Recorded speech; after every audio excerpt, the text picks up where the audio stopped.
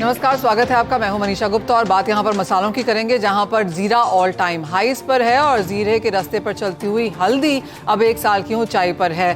धनिये की अगर बात की जाए तो ये भी 3 हफ्ते की तेजी पर है।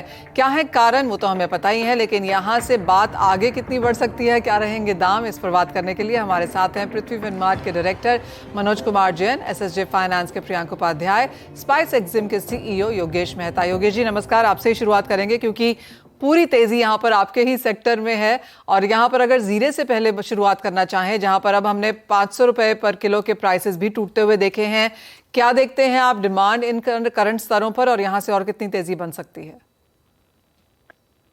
देखो मैम, पहले तो मैं क्लियर करना चाहता हूँ, neither I am a player in NCDEX nor in local. Being an exporter, international broker, I can give you what's happening in the world. जो जीरा का जो भाव बढ़ा है वो एक्चुअली फंडामेंटल मेरे को नहीं लग रहा है।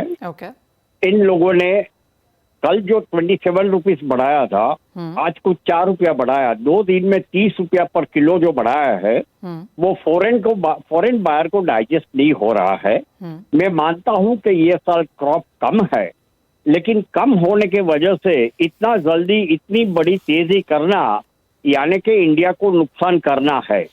आज जो सीरिया का जो माल आया है 50,000 टन माल आया है, comparison to last year 5,000 ton था। तो ये 50,000 टन, उसमें से 1,500 टन इंडिया के लिए माल सीरिया से रवाना हुआ है। वो जुलाई एंड में यहाँ तक आएगा। वो 1,500 टन इंडिया में खपत नहीं है, वो री एक्सपोर्ट होएगा।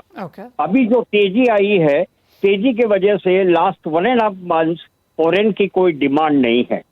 हम लोग मैक्सिमम चाइना के ऊपर डिपेंड है, लेकिन चाइना ने लास्ट 45 डेज एक भी कंटेनर माल लिया हुआ नहीं है। और आज की परिस्थिति ये हुई है कि इंडिया का भाव है $6,500 C&F near by destination, that is middle east and far east, और सीरिया का भाव है 6,250।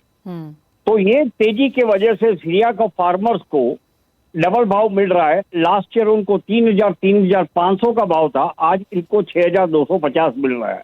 तो ये तेजी मेरे ख्याल से आर्टिफिशियल ही है, लेकिन मैं मानना पड़ेगा कि जुलाई वायदा जो अभी चल रहा है जी, वो जुलाई वायदा मैच्योर होएगा, तब तक 600 रुपया तक पहुंचाएंगे ये लोग, और अगस्त वायदा 700 रुपया तक पहुंचाएंगे। अभी क्यूमिन एक्सपोर्ट की मैं बात करूं तो 2021-22 में 2,16,000 टन का एक्सपोर्ट था, और 22-23 में घट के 1,86,000 हो गया है। अभी ये जो भाव बढ़ा है, तो मुझे नहीं लगता 2023-24 में 1,25,000 टन माल हम लोग एक्सपोर्ट कर पाएंगे नहीं, क्योंकि भाव बढ़ने से कंजप्शन डेफिनेटली लोकली भी कम होएगा, एक्सपोर्ट्स भी कम होएगा। एब्सोल्युटली। योगेश जी, यही बात हम काफी दिनों से कहते भी चले आ रहे हैं कि यहाँ पर कितना स्पेक्युलेटिव ट्रेड आपको नजर आता है, क्योंकि क्लियरली एक दिन में 7-8% भाव बढ़ जाएं। और मैं सुबह से यही कह रही हूँ कि एक दिन में तो ऐसा क्या ही हुआ कि 7-8% की तेजी हमें यहाँ पर देखने को मिली। तो अगर आप कह रहे हैं कि सब यहाँ पर स्पेक्युलेटिव ट्रेड बहुत ज्यादा है, फंडामेंटल स्ट्रांग है, लेकिन इतनी तेजी की यहाँ पर कोई गुंजाइश नहीं थी, तो क्या कोई करेक्शन यहाँ पर आता हुआ देखते हैं? किसी स्तर पर तो ये लोग मुनाफा वसूली भी करेंगे। मेरे ख्याल से ये लोग करेक्शंस आने का चांस नहीं देंगे करके। Okay, they will continue to raise the prices. तो एज ऑफ नाउ कितना स्पेक्युलेटिव मूवमेंट है ये, और कितना आपको लगता है कि माल यहाँ पर रोक के पकड़ के भी यहाँ पर ट्रेडर्स ने, फार्मर्स ने, स्टॉकिस्ट ने रखा होगा? फार्मर्स के पास तो 20% माल पड़ा हुआ है, 80% माल तो बाजार में आ गया है। और स्टॉकिस्ट के पास जिसके पास भी माल है, उनको लग रहा है कि अबाउट 600-700 होगा, तब तक तो बाजार में बेचने के लिए नहीं आएंगे।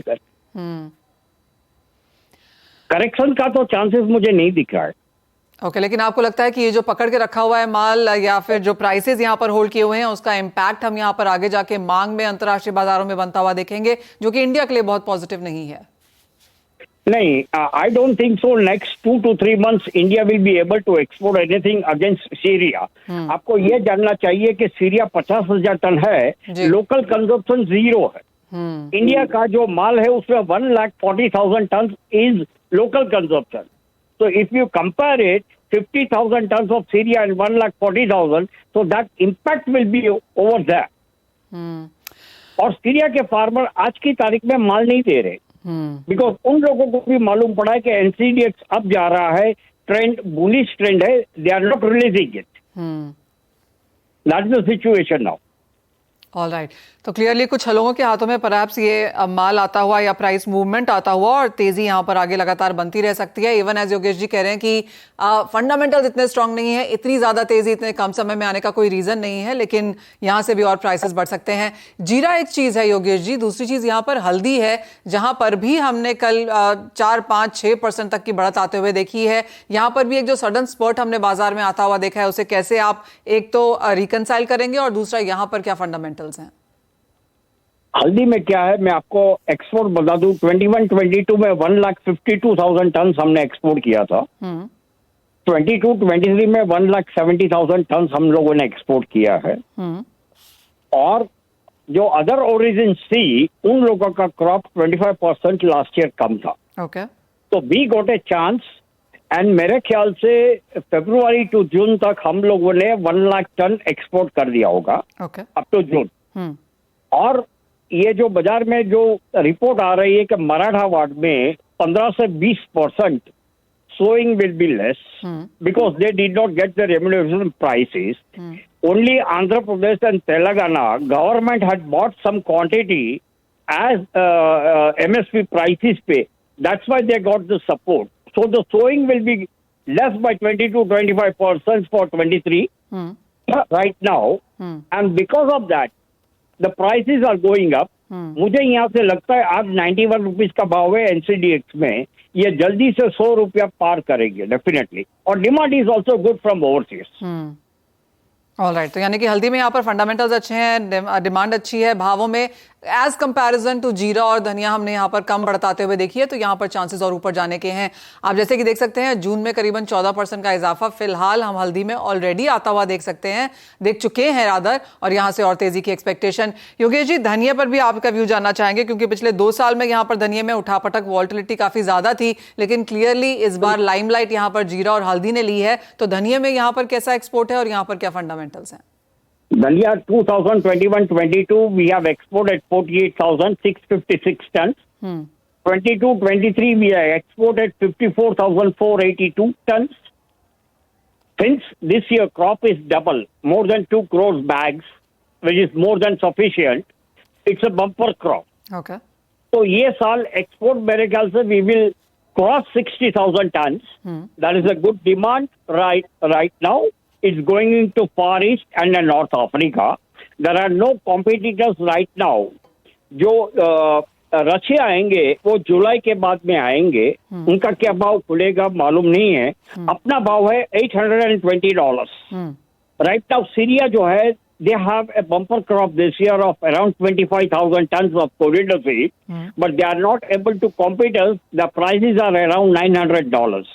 Bulgaria prices are $1,100. So we will get a good chance of exporting it.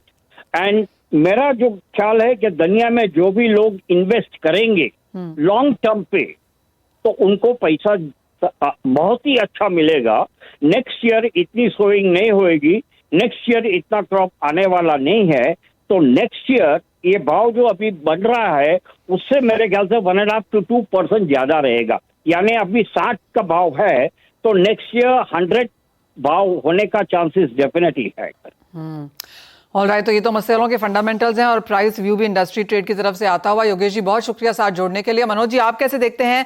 जीरे से ही शुरुआत कर लेते हैं. और जैसे कहा भी जा रहा है कि जो फंडामेंटल्स हैं वो एक तरफ है, जो स्पेक्युलेटिव ट्रेड है, स्टॉकिस्ट के हाथ में माल है, जिस तरह से लोग ट्रेड कर रहे हैं इसके ऊपर तेजी बनाते चले जा रहे हैं, वो चार्ट्स पे कैसी दिखती है?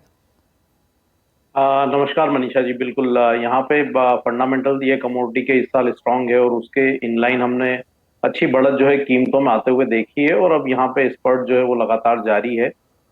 जिस तरह से यहाँ पे जो खबरें भी बार बार निकल कर आती है कि स्पेकुलेटिव मूव है, लेकिन हमारा मानना है कि यहाँ पे ये जो प्लेटफॉर्म है ये बायर्स और सेलर्स दोनों के लिए है. तो यहाँ पे इक्वल अपॉर्चुनिटी होती है बायर्स और सेलर्स को, तो उसके हिसाब से वो पोजीशन ले सकते हैं. और जहां तक स्पेकुलेटिव मूव का सवाल है, तो मेरा मानना है कि ये इस साल शॉर्ट का कमोडिटी है. इसलिए यहाँ पे हम जो है एक अनएक्सपेक्टेड राइज कीमतों में देख रहे हैं। तो यहाँ पे मेरा सुझाव तो यही रहेगा कि शॉर्ट की पोजीशन से बचना चाहिए, और कोई भी ट्रेड आप ले रहे हैं तो बिना स्टॉप लॉस के ना लें। और बेहतर होगा कि अब इस लेवल पे इस कमोडिटी को थोड़ा अवॉइड भी करें तो कोई मतलब वो नहीं होगी, क्योंकि हम थोड़ा ओवरबॉट जोन में अभी इस कमोडिटी को देख रहे हैं। तो ऊपरी लेवल्स पे एक बार लॉन्ग की पोजीशन में मुनाफा वसूली करते रहे। अब यहाँ पे जो चार्ट पे जो सपोर्ट दिख रहे हैं वो 48,800 काफी जो है अहम सपोर्ट दिख रहे हैं। तो अब फ्रेश अगर पोजीशन लेना हो तो थोड़ा डिप्स का वेट करना चाहिए। 48,800 49,000 के आसपास के अगर इस तरह आते हैं तो फिर वहां पे फ्रेश पोजीशन जो है बनाई जा सकती है। वर्तमान लेवल्स पर एक बार मुनाफा वसूली की सलाह रहेगी। एब्सोल्युटली 4% की तेजी आज भी यहाँ पर देखने को मिली है और ये कल की 6% की तेजी के बाद है। और जैसे बात की जा रही थी कि जी हाँ, फंडामेंटल्स यहाँ पर अच्छे हैं, लेकिन उसके साथ साथ बहुत सारा बाकी पैसा भी यहाँ पर लगता हुआ नजर आ रहा है, क्योंकि लोगों को लगता है कि यहाँ पर मुनाफा ऊपरी स्तरों पर कमाया जा सकता है।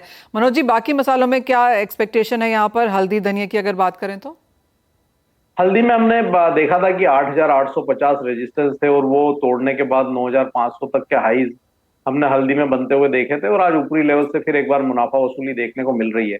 तो मेरा मानना है कि हल्दी में यहाँ थोड़ा डिप्स अगर आता है 8,800 के आसपास तो फिर वो वापिस अच्छे लेवल होंगे बाइंग के लिहाज से। अभी आज हमने ऊपरी लेवल से अच्छे करेक्शन होते हुए भी देखे हैं, तो 8,800 के स्तर आने का वेट करें, वहां पे फ्रेश बाइंग जो है फिर की जा सकती है। ऊपर में 9,650 ये स्तर जो है लक्ष्य लेकर के चले, और नीचे में स्टॉप लॉस जो रखना है वो 8,550 के लिए रखना है। तो जीरा के कंपैरिजन में हल्दी बेहतर लगती है, लेकिन थोड़े डिप्स का वेट करें। 8,850 एक अच्छा स्तर होगा अगस्त वायदा के लिए फ्रेश एंट्री के। ऑलराइट, तो ये यहाँ पर मसालों के हाल हैं, लेकिन इसी के साथ एक ब्रेक के लिए भी रुकेंगे। जब